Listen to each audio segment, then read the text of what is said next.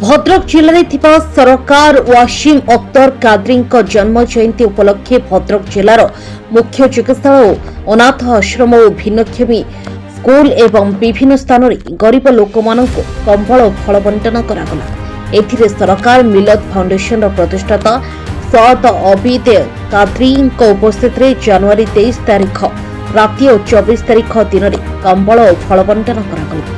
राति 10टा समय additional SP Anshuman Dwivedi पिलामानक सह मिसी गरीब लोक कंबल फल बंटन उपस्थित रही पिलामानक एहिभଳି कार्य करिबा पई धन्यवाद अर्पण करथिले। 24 तारीख दिन सरकार मिलत फाउंडेशन कर्मकर्ता उपस्थित भद्रक जिला मुख्य चिकित्सालय रे रहितबा रोगी मानक फल बंटन करागला।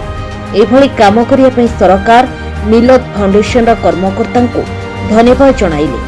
गांधीवाला आश्रम परिचालक धन्यवाद जनाई।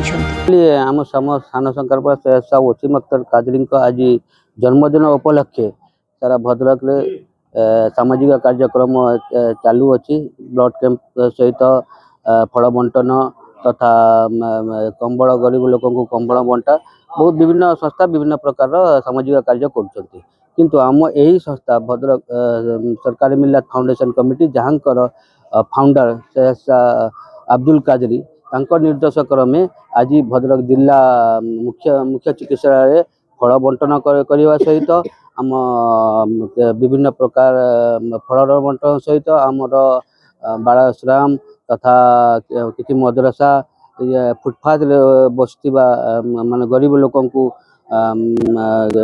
कंबल सहित फल बंटन करा जाउची। भद्रक तारीख भूषण का रिपोर्ट ओडिशा 24 न्यूज।